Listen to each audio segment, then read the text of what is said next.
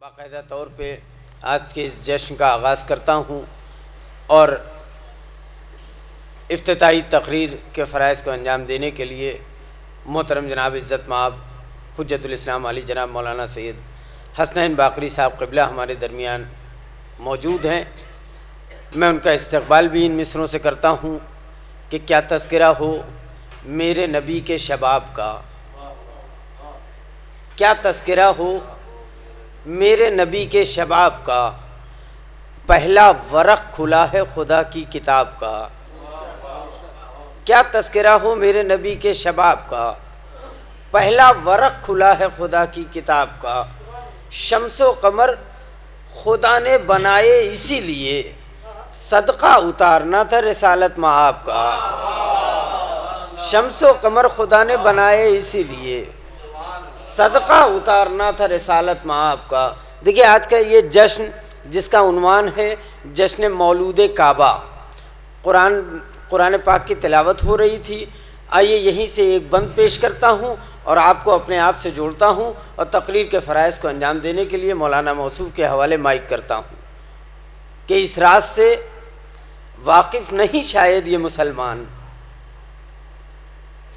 اس راز سے واقف نہیں شاید یہ مسلمان، حیدر کا قصیدہ ہے یہ اللہ کا قرآن۔ اس راز سے واقف نہیں شاید یہ مسلمان، حیدر کا قصیدہ ہے یہ اللہ کا قرآن۔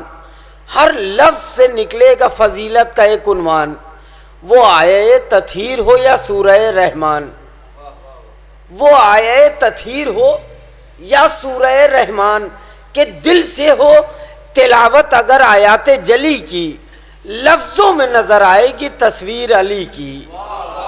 دل سے ہو تلاوت اگر آیات جلی کی، لفظوں میں نظر آئے گی تصویر علی کی۔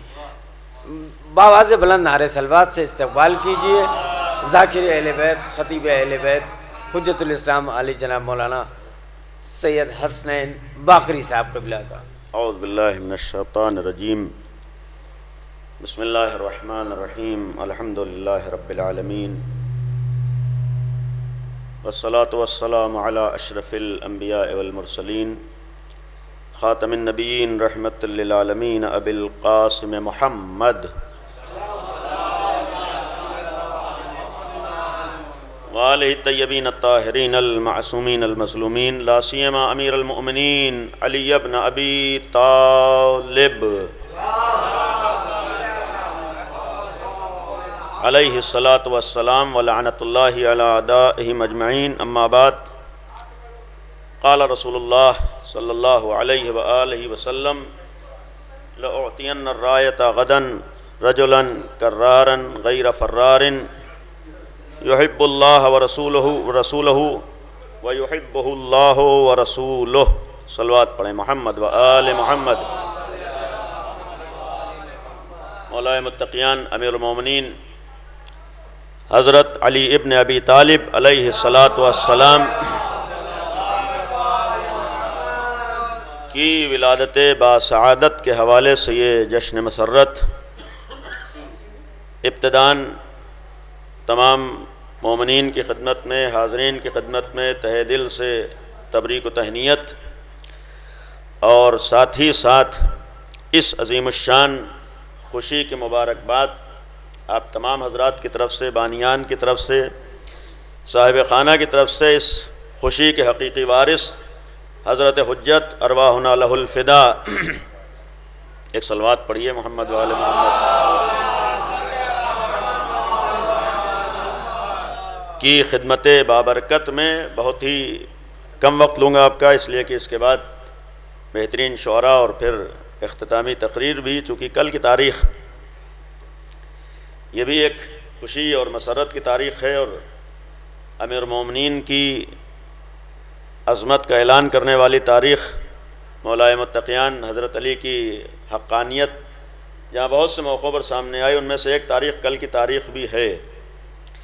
24 رجب یہ فتح خیبر، اور فتح خیبر بھی امام علی کی حقانیت کا ایک بہت بڑا نمونہ تھی، امیر المومنین کے حقانیت کا ایک بہت بڑی دلیل بھی تھی، اس لیے کہ جو حدیث میں نے آپ کے سامنے پیش کی ہے حدیث رایت، ہمارے یہاں مشہور ہے، اور یہ حدیث بھی متفق علیہ حدیث ہے۔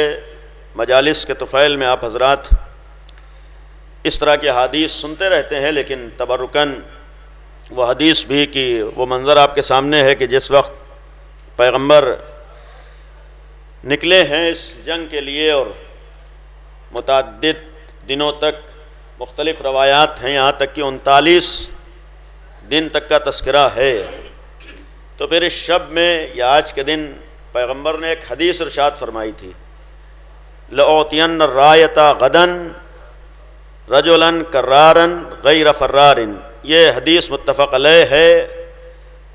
عالم اسلام کے درمیان جو معتبر شخصیات ہیں ان شخصیتوں سے بھی یہ حدیث وارد ہے، جس میں ام المومنین بھی ہیں، خلیفہ ثانی بھی ہیں، اس طریقے کے افراد بھی ہیں جن سے یہ حدیث مروی ہے، اور عالم اسلام کی بہت سی معتبر کتابوں میں بھی یہ حدیث موجود ہے۔ پیغمبر نے فرمایا تھا لَأُعْطِيَنَّ الرَّایَةَ غَدًا رَجُلًا كَرَّارًا غَیْرَ فَرَّارٍ۔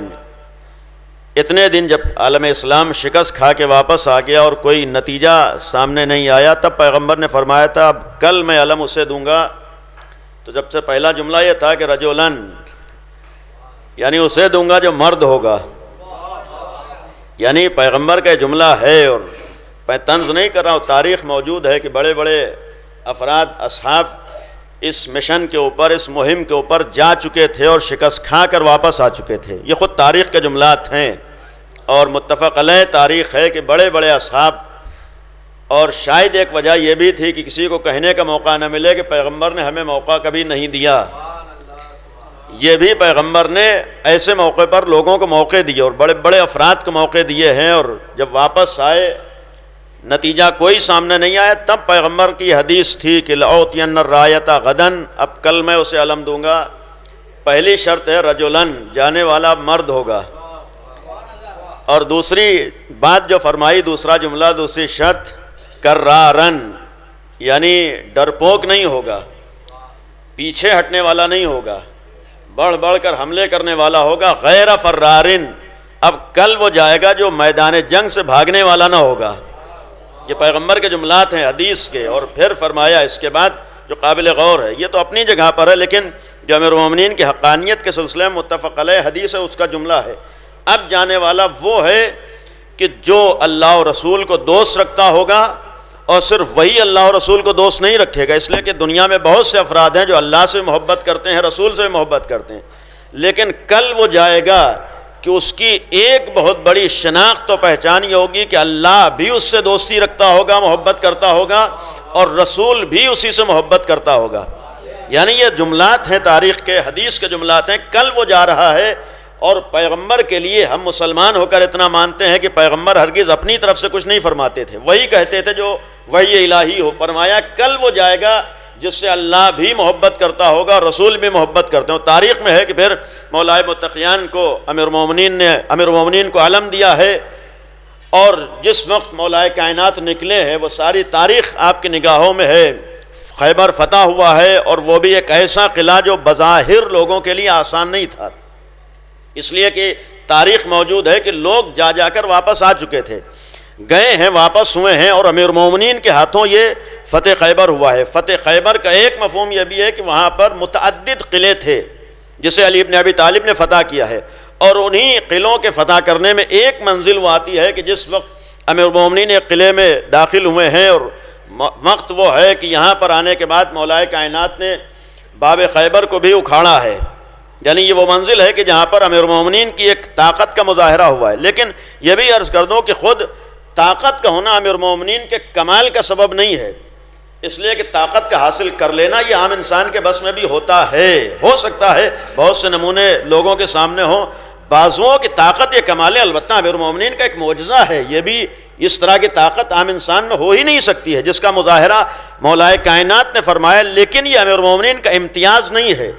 یہاں پر آنے کے بعد اب تاریخ ہے کہ جس وقت خیبر کے در کو اکھاڑا ہے اور پھر جب قلعے میں داخل ہوئے ہیں تو وہاں ایک خندق کھدی ہوئی ہے کہ ادھر لشکر جا نہیں سکتا ہے۔ آپ سنتے رہتے ہیں امیر المومنین نے اسی دروازے کو اس خندق کے اوپر رکھا ہے جس کی وجہ سے پورا لشکر داخل قلعہ ہوا ہے۔ جس کے نتیجے میں مسلمانوں کو فتح حاصل. اب یہیں پر رک کے ایک جملہ عرض کر دوں جو امیر المومنین کے لیے واقعاً فضیلت ہو سکتا ہے. اب یہاں پر آپ سنتے ہیں کہ لوگ دوڑتے ہوئے آئے اور پیغمبر کی بارگاہ میں جملات کہتے اور پیغمبر نے جواب دیا تھا. جو فضیلت ہے، ایک روایت ہے اصول کافی میں، جناب عیسیٰ جو اولو العزم پیغمبر ہیں، جو ہمارے فہرست ہے انبیاء کی، اس میں سے 313 رسول ہیں. ان رسولوں میں 5 بڑے رسول ہیں جنہیں اولو العزم پیغمبر کہا جائے. ان میں جناب عیسیٰ ہیں. معمولی عظمت نہیں ہے. اور ہم آل محمد کے چاہنے والوں کا انبیاء کے سلسلے میں بھی عقیدہ یہ ہے کہ تمام انسانوں سے وہ افضل ہوتے ہیں. یعنی خود نبی بھی معمولی نبی نہیں ہوتا، اس لیے کہ اللہ اپنی طرف سے کسی معمولی انسان کو ہادی اور رہبر نہیں بناتا ہے، ایسے ہی کو بناتا ہے جو صاحب کمال ہو، صاحب فضیلت ہو، اور اسی میں ایک چیز ہے عصمت، صاحب عصمت ہو. تو جب انبیاء میں ہیں اور اس میں اولو العزم پیغمبر جناب عیسیٰ کے لیے ایک فضیلت جناب عیسیٰ کی یہ تھی کہ وہ پانی کے اوپر چلتے تھے. جناب عیسیٰ کا ایک معجزہ تھا، ایک فضیلت یہ تھی کہ سطح آب کے اوپر، پانی کے اوپر چلتے تھے. اور انشاءاللہ وہ دن دور نہیں ہے کہ وہ تمنا بھی چاہنے والوں کے پوری ہوگی جب یہ معجزہ دوبارہ ہماری نگاہوں کے سامنے آئے گا. یقین ہے آنے کا، تمنا یہ ہے کہ وہ معجزہ ہماری نگاہوں کے سامنے آ سکے، یعنی وہ وقت ہم لوگ دیکھ سکیں. انشاءاللہ وہ وقت دور نہیں ہے کہ یہ منظر بھی ہم دیکھیں گے کہ جناب عیسیٰ سطح آب کے اوپر چلیں گے، پانی کے اوپر مصلی بچھے گا. یہ جناب عیسیٰ کی ایک فضیلت. اب اس کے لیے اصول کافی میں پیغمبر کی ایک روایت ہے کہ اگر عیسیٰ کے یقین میں اضافہ ہوتا تو یہ دوش ہوا کے اوپر چلتے. فضیلت یہ ہے کہ جناب عیسیٰ سطح آب کے اوپر چلتے ہیں. یہ بھی ہر انسان کو نہیں ہے کمال حاصل ہے، یہ جناب عیسیٰ کے لیے. پیغمبر اکرم کی حدیث یہ ہے کہ اگر عیسیٰ کے یقین میں اضافہ ہوتا تو دوش ہوا پر چلتے. اس کا ایک مفہوم یہ ہے کہ اولو العزم نبی ہیں لیکن یقین میں اضافے کا امکان ہے. اگر یقین میں اضافے کا امکان نہ ہوتا تو کبھی پیغمبر یہ جملہ نہ فرماتے. یعنی پیغمبر کی زبان مبارک پر ہے کہ اگر ان کے کمال میں اضافہ ہوتا، یقین میں اضافہ ہوتا تو دوش ہوا پہ چلتے. اب اسی خیبر کے موقع پر ایک منظر عالم اسلام کی نگاہوں کے سامنے آیا ہے. عالم اسلام اصحاب پیغمبر کی بارگاہ میں دوڑتے ہوئے آئے. اے اللہ کے رسول، علی کا معجزہ دیکھیے، علی کی قوت دیکھیے، علی کی طاقت دیکھیے کہ اتنا بڑا دروازہ جسے 40 لوگ کھولتے تھے علی اپنے ہاتھوں کے اوپر اٹھائے ہوئے. تو پیغمبر نے جواب کیا دیا تھا کہ علی کے ہاتھوں کو نہ دیکھو بلکہ علی کے پیروں کو دیکھو کہ علی کے پیر دوش ہوا پہ بلند ہیں. یہ تنہا دوش ہوا پہ بلند ہونے کا اعلان نہیں کیا ہے بلکہ نبی نے جملہ فرمایا ہے کہ علی کی طاقت کو نہ دیکھو بلکہ علی کے یقین کو دیکھو. جو یقین ایک اولو العزم پیغمبر کو حاصل نہیں ہے وہ یقین علی ابن ابی طالب کو حاصل ہے. ایک صلوات پڑھ دیں محمد و آل محمد.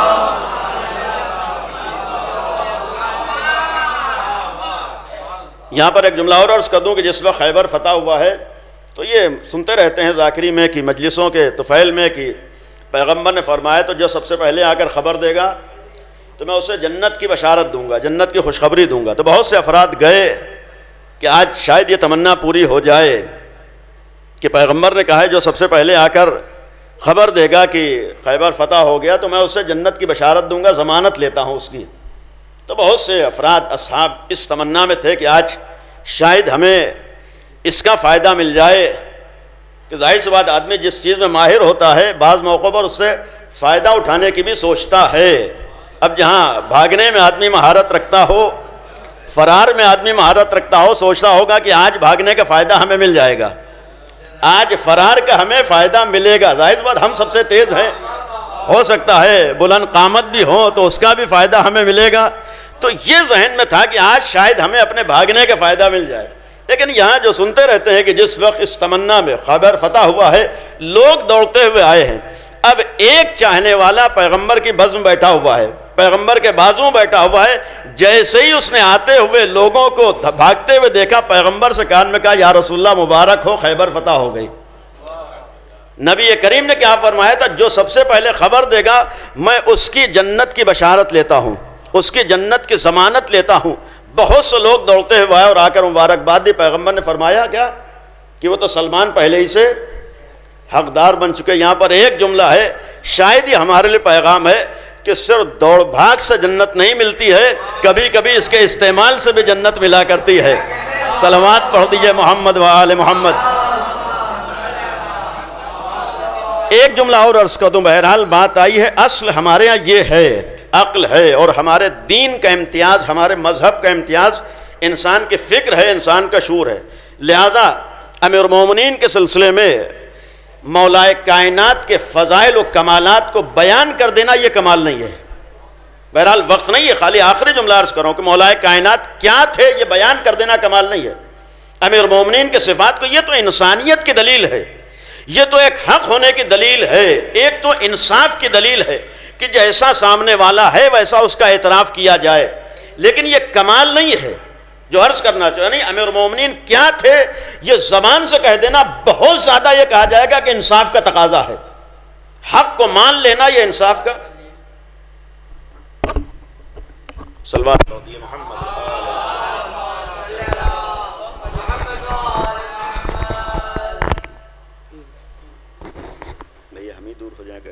صلوات پڑھ دیئے محمد والے۔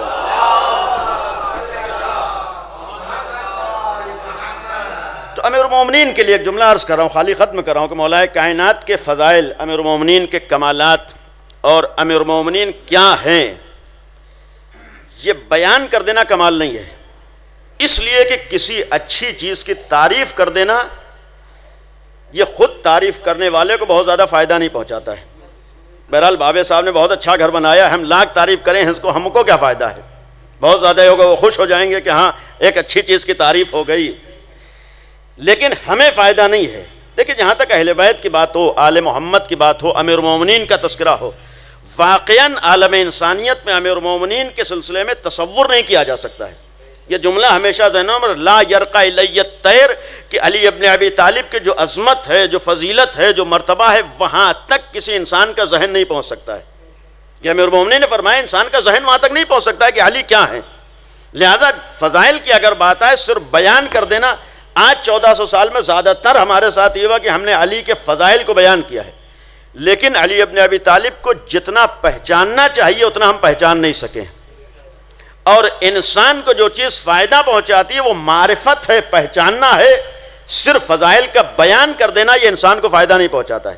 کاش ہم نے 1400 سال میں علی کو پہچان لیا ہوتا کہ علی کون ہیں، کاش ہمیں علی ابن ابی طالب کی محبت کرنا یہ حق ہے، ہم امیر المومنین سے محبت کریں، ہم امیر المومنین سے عقیدت رکھیں، ہم امیر المومنین کے فضائل کا بیان کریں، لیکن جو ہماری ذمہ داری ہے وہ علی کو پہچاننا، علی کی معرفت، اور علی بھی اگر کسی چیز سے خوش ہیں وہ اپنی معرفت حاصل ہو جائے۔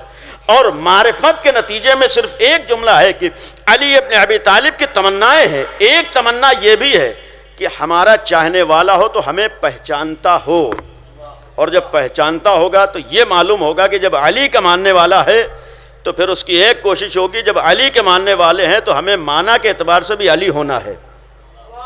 معرفت کا مطلب یہ ہے کہ اگر ہم علی کے چاہنے والے ہیں، کسی معمولی انسان کے چاہنے والے نہیں ہیں، تو پھر ہمیں ہر فیلڈ میں علی ہونا ہے، گفتار میں بھی علی ہونا ہے، کردار میں بھی علی ہونا ہے، فکر میں بھی علی ہونا ہے، سوچ میں بھی علی ہونا ہے، نظریے میں بھی علی ہونا ہے۔ دنیا جس طرح سے علی کو دیکھ کر کہنے پر مجبور ہوتی تھی کہ اس علی کا مقابلہ کسی سے نہیں ہو سکتا، یہ ہر میدان میں علی ہیں، تو واقعی علی کا چاہنے والا وہی ہوتا ہے دنیا دیکھ کے کہنے پر مجبور ہو کہ یہ کسی اور کا چاہنے والا نہیں ہے، علی کا چاہنے والا ہے۔ کاش ہماری وہ مرتبہ ہو، وہ منزلت ہو، ہم علی ابن ابی طالب کو اس طریقے سے پہچان سکیں کہ آج ہماری شناخت امیر المومنین ہو، اور اگر ہم زبان سے امیر المومنین کا نام لیتے ہیں تو ہمارا کردار بھی علی ابن ابی طالب کی محبت اور عقیدت کی گواہی دے رہا ہو، ہمارا عمل بھی ان محفلوں کے انعقاد کے ساتھ ساتھ یہ تمنا بھی رہے کہ ہم ویسے بن جائیں جیسا علی نے چاہا ہے، ہمارا کردار وہ ہو جائے جو علی ابن ابی طالب چاہتا۔ اور ان میں سے آخری بات عرض کروں کہ علی ابن ابی طالب کی ایک تمنا، اس لیے کہ امیر المومنین کی تمناؤں پہ عمل کر لینا شاید یہ بھی محفل کا ایک مقصد ہے، امیر المومنین کی ایک تمنا یہ بھی تھی کہ علی ابن ابی طالب کو جس بات کا احساس تھا، تمنا تھی، افسوس تھا، صحرا میں جا کر اس کا اظہار بھی فرماتے تھے۔ آج ہم لوگوں کو امیر المومنین کی مظلومیت پر افسوس ہے جو حق ہے، لیکن اس کے ساتھ ساتھ علی کو جس بات کے اوپر افسوس ہے اس کا بھی احساس ہو۔ علی کو جس بات کا احساس تھا، جس بات کی تمنا تھی کہ کاش لوگ مل جائیں اور علی انہیں علم بانٹ دے، کاش لوگ مل جائیں علی انہیں علم دے دے، کاش علی ابن ابی طالب دنیا سے جہالت کا خاتمہ کر دے۔ اس کا ایک مقصد یہ کہ علی کا مشن یہ تھا کہ دنیا سے جہالت کا خاتمہ ہو جائے، اسی لیے باب العلم کہا گیا ہے۔ باب العلم کا مطلب ہے کہ علم کا دروازہ، یعنی جہاں علی ہے وہاں علم ہوگا، اور جہاں علم ہوگا وہاں جہالت کا تصور نہیں ہوگا۔ لہذا اس باب العلم کے ساتھ ساتھ امیر المومنین کے تذکرے کے ساتھ ساتھ یہ دعا بھی ہو کہ اللہ کم از کم علی کے چاہنے والوں کے درمیان سے جہالت کا خاتمہ فرما دے انشاءاللہ۔